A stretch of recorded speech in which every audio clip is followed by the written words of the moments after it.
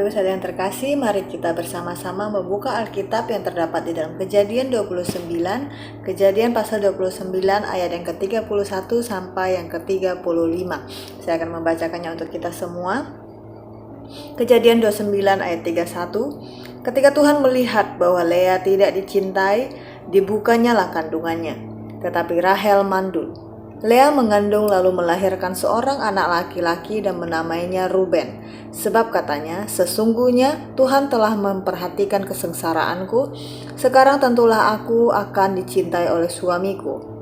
Mengandung pula lah ia lalu melahirkan seorang anak laki-laki, maka ia berkata, sesungguhnya Tuhan telah mendengar bahwa aku tidak dicintai, lalu diberikannya lah pula anak ini kepadaku, maka ia menamai anak itu Simeon. Mengandung pula lah ia lalu melahirkan seorang anak laki-laki, maka ia berkata, sekali ini suamiku akan lebih erat kepadaku, karena aku telah melahirkan 3 anak laki-laki baginya. Itulah sebabnya ia menamai anak itu Lewi. Mengandung pula lah ia lalu melahirkan seorang anak laki-laki, maka ia berkata, sekali ini aku akan bersyukur kepada Tuhan. Itulah sebabnya ia menamai anak itu Yehuda. Sesudah itu ia tidak melahirkan lagi. Demikian jawab pembacaan firman Tuhan kita, Bapak Ibu yang terkasih. Berbahagia setiap kita, bukan hanya yang baca dan merenungkan firman Tuhan, tetapi bagi setiap kita yang bisa menghidupi firman di dalam kehidupan hari-hari kita. Bapak Ibu jemaat yang terkasih, hari ini melalui Kejadian 29 ayat ke-31 sampai 35, kita bersama-sama akan belajar satu renungan dengan tema Tuhan mengasihi yang tertolak. Tuhan mengasihi yang tertolak. Jemaat yang terkasih, dulu ketika saya membaca kisah Yakub, yang menjadi fokus itu hanyalah bagaimana Yakub rela berjuang untuk 14 tahun demi mendapatkan Rahel. 14 tahun waktu yang tidak mudah yang diperjuangkan oleh Yakub untuk mendapatkan Rahel. Tetapi setelah membaca kisah ini berulang kali, ada satu yang menjadi rema di dalam kehidupan saya. Dikatakan Laban mempunyai 2 anak perempuan, yang lebih tua namanya Lea dan yang lebih muda namanya Rahel. Lea tidak berseri matanya, tetapi Rahel itu elok sikapnya dan cantik parasnya. Yakub cinta kepada Rahel, sebab itu ia mau bekerja pada Laban 7 tahun lamanya untuk mendapatkan Rahel. Tetapi ketika setelah Yakub bekerja 7 tahun, Laban menipunya dan memberikan Lea kepada Yakub sebagai istrinya. Bisa dikatakan Lea adalah istri yang tidak diinginkan oleh Yakub. Yakub bekerja 7 tahun pada Laban untuk mendapatkan Rahel. Tetapi ketika 7 tahun, Laban menipu Yakub dan memberikannya Lea. Dan Yakub tidak mencintai Lea, Yakub tidak menginginkan Lea. Karena fakta tersebut, maka Yakub masih rela bekerja 7 tahun lagi untuk bisa mendapatkan Rahel, anak kedua dari Laban. Dan tentu saja ketika sudah 14 tahun Yakub bekerja pada Laban dan dia sudah mendapatkan Rahel, cintanya jauh lebih besar kepada Rahel. Karena memang dari awal yang diincar oleh Yakub adalah Rahel. Makanya Yakub lebih mencintai Rahel daripada Lea, seorang istri yang diberikan secara paksa oleh ayahnya kepada Yakub. Bapak Ibu saya terkasih, mungkin dan hal ini pastinya membuat Lea sangat terluka. Lea berusaha mendapatkan perhatian dan pengakuan cinta dari suaminya. Hal ini terlihat dari cara Lea memberikan nama kepada anak-anaknya. Anak pertama diberinya nama Ruben, sebab katanya, sesungguhnya Tuhan telah memperhatikan kesengsaraanku, sekarang tentulah aku akan dicintai oleh suamiku. Lalu Lea berkata, sesungguhnya Tuhan telah mendengar bahwa aku tidak dicintai, lalu diberikannya pula anak ini kepadaku, maka ia menamainya Simeon, anak kedua. Lalu ia melahirkan seorang anak laki-laki, maka ia berkata, sekali ini suamiku akan lebih erat kepadaku, karena aku telah melahirkan 3 anak laki-laki baginya. Itulah sebabnya anak itu diberi nama Lewi. Kita bisa menggambarkan perasaan Lea pada saat itu. Jemaat yang terkasih, Lea mendapatkan penolakan dari suaminya. Yang pertama, Lea selalu merasa kurang baik, kurang cantik, bahkan Alkitab mengatakan dia tidak berseri, tidak seperti Rahel yang cantik parasnya dan perilakunya. Tetapi Lea tidak berseri dan mungkin dalam pandangan orang-orang Lea tidak secantik Rahel. Perasaannya selalu dibanding-bandingkan dengan Rahel. Dua bersaudara, kakak dan adik, pasti akan selalu dibanding-bandingkan, apalagi kalau terdapat perbedaan yang cukup lumayan banyak. Lea mengalami masa-masa ini, mengalami penolakan dari suaminya, mengalami masa-masa selalu kurang, mengalami masa-masa dibanding-bandingkan dengan adiknya.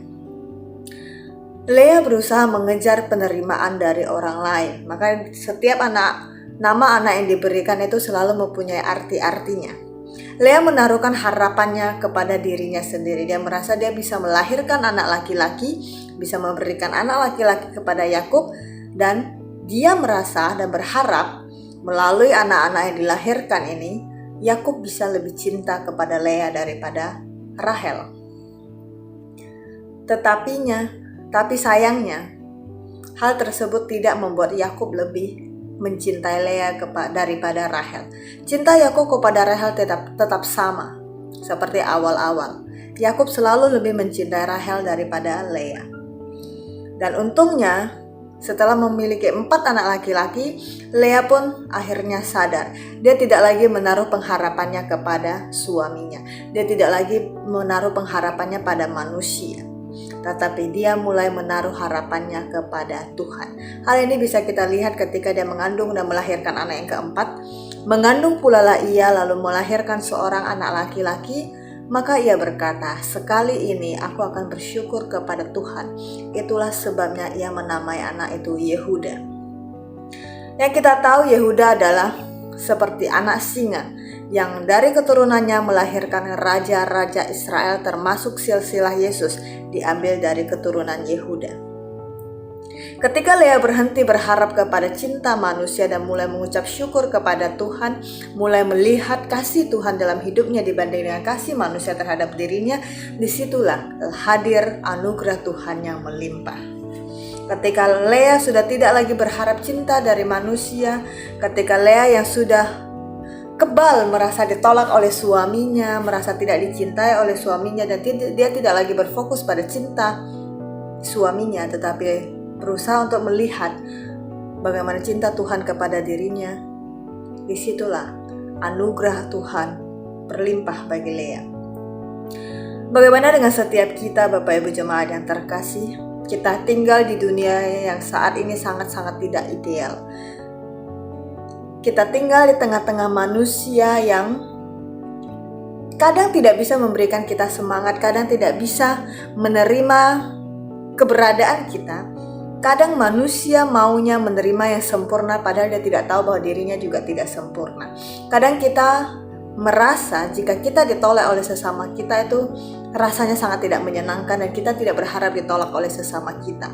Tapi nyatanya sering keberadaan kita itu ditolak oleh sesama kita. Mungkin karena kita beda circle, mungkin karena kita beda tingkatan secara ekonomi, mungkin karena pribadi kita yang berbeda, mungkin karena kita yang dipandang lebih unik atau agak unik. Makanya kita sering kali kecewa sama manusia karena kita melihat, kenapa sih kok manusia tidak bisa menerima saya dengan baik? Kenapa sih kok kasihnya manusia itu sepihak? Kenapa sih manusia ini dikasih hati mintanya jantung? Bapak Ibu Jemaat yang terkasih, jika kita masih dalam posisi mengharapkan kasih, mengharapkan penerimaan yang sempurna dari manusia, kita tidak jauh berbeda dengan Lea yang lama. Tidak jauh berbeda dengan Lea yang sebelum mengandung Yehuda. Lea pada saat itu juga berpikir, apa kurangnya aku? Aku dengan aku dengan Rahel itu sama, kami kakak beradik. Tetapi kenapa cintanya lebih besar kepada Rahel? Maka Lea pada saat itu merasa bahwa saya bisa melahirkan anak laki-laki, maka tentu suamiku akan lebih cinta kepada saya. Tapi nyatanya tidak, Bapak Ibu Jemaat yang terkasih. 3 anak laki-laki yang dilahirkan oleh Lea bagi Yakub tidak membuat Yakub lebih cinta kepada Lea. 3 anak laki-laki yang dilahirkan oleh Lea kepada Yakub tidak membuat Yakub beralih pandangan kepada Lea meskipun Rahel mandul. Karena cinta Yakub dari awal itu kepada Rahel bukan kepada Lea, maka hal itu tidak bisa dipaksakan. Penerimaan dari manusia kita tidak bisa memaksakannya Bapak Ibu. Maka kita belajar dari Lea bahwa kita manusia ketika berharap pada manusia lainnya, kita pasti akan tertolak siapapun dia. Ketika dia masih berstatus manusia dan kita berharap kepada dia, kita akan merasakannya namanya ditolak dan tertolak. Namun kita mau belajar ketika Lea berhenti berharap pada suaminya, ketika Lea berhenti berharap cintanya dari suaminya, dan dia mulai melihat segalanya dari sisinya Tuhan, dia mulai mengucap syukur atas apa yang Tuhan berikan, dia mulai melihat bahwa Tuhan sebenarnya sangat mengasihi Lea.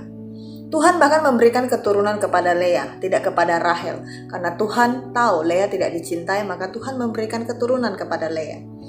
Disitulah Lea mulai belajar bahwa Tuhan tidak sama dengan manusia. Manusia mungkin menolak sesamanya dengan luar biasa. Manusia mungkin menganggap dirinya jauh lebih baik daripada yang lain sehingga menolak yang lain.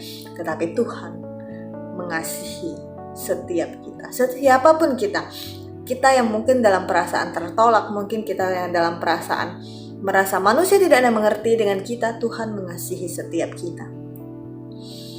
Apapun kondisi yang kita hadapi saat ini, jemaat yang terkasih, janganlah kita selalu berfokus pada manusianya, janganlah selalu kita berfokus pada tekanan kita yang ada, janganlah kita mengejar pengakuan dari orang lain, berhentilah kita mengejar pengakuan dari manusia.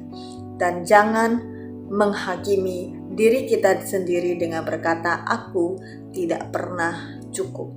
Jangan pernah memberikan penghakiman kepada diri kita sendiri Bapak Ibu, karena kita bukan hakim. Kita bukanlah diutus ke dalam dunia untuk menghakimi diri kita ataupun menghakimi orang lain. Kita diutus di dunia untuk menjalani kehidupan kita sebaik-baiknya. Dan marilah kita belajar untuk senantiasa mengucap syukur. Karena dalam keadaan apapun kita, Tuhan selalu mengasihi kita. Manusia mungkin tidak melihat kita berharga. Manusia mungkin tidak melihat kita bernilai. Manusia mungkin tidak memandang kita sebagai manusia yang layaknya harusnya diperlakukan selayaknya manusia.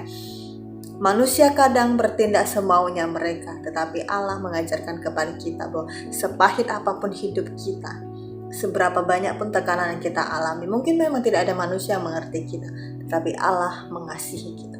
Manusia boleh menolak kita, tapi Allah mengasihi kita dengan luar biasa Bapak Ibu. Maka marilah kita belajar dari kisah Lea. Di dalam hidupnya, proses hidupnya yang tidak mudah pun, Lea sempat terjatuh pada mengejar pengakuan dari manusia, mengejar cinta dari manusia. Tetapi setelah dia tersadar, dia menyadari bahwa cinta sesungguhnya datangnya dari Tuhan, bukan dari manusia. Biarlah firman Tuhan ini mengingatkan kepada setiap kita. Marilah kita mengejar cinta dari Tuhan, jangan mengejar cinta dari manusia. Marilah kita mengejar pengakuan dari Tuhan, bukan mengejar pengakuan dari manusia. Sehingga kita akan menjalani hidup ini dengan enjoy, kita tidak akan merasa hidup ini penuh dengan beban. Tapi kita akan merasakan bahwa hidup saya sungguh diberkati dan kita akan mudah mengucap syukur kepada Allah.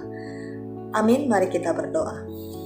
Terima kasih Tuhan untuk firman-Mu yang sungguh indah yang boleh mengingatkan kepada setiap kami. Seringkali hidup kami lebih berfokus pada pengejar cinta kami kepada sesama manusia, mengejar pengakuan dari manusia Tuhan. Tapi hari ini dari Lea kami mau belajar bahwa orang yang tertolak oleh manusia pun Engkau kasihi dengan begitu luar biasa. Ajarkan kami Tuhan untuk kami bisa mengejar kasih yang Engkau berikan bagi kami daripada kasih manusia kepada kami Tuhan. Karena sejatinya manusia adalah orang-orang egois yang pernah kami temui Tuhan. Manusia adalah sekumpulan orang-orang yang selalu mengutamakan ego mereka daripada mempedulikan sesamanya Tuhan. Maka ajarkan kami untuk kami berfokus pada cinta kasih Engkau kepada kami. Terima kasih Bapa di surga, berkati setiap kami. Di dalam nama Tuhan Yesus kami berdoa. Amin. Selamat pagi Bapak Ibu saya yang terkasih. Selamat melakukan aktivitas. Tuhan Yesus memberkati.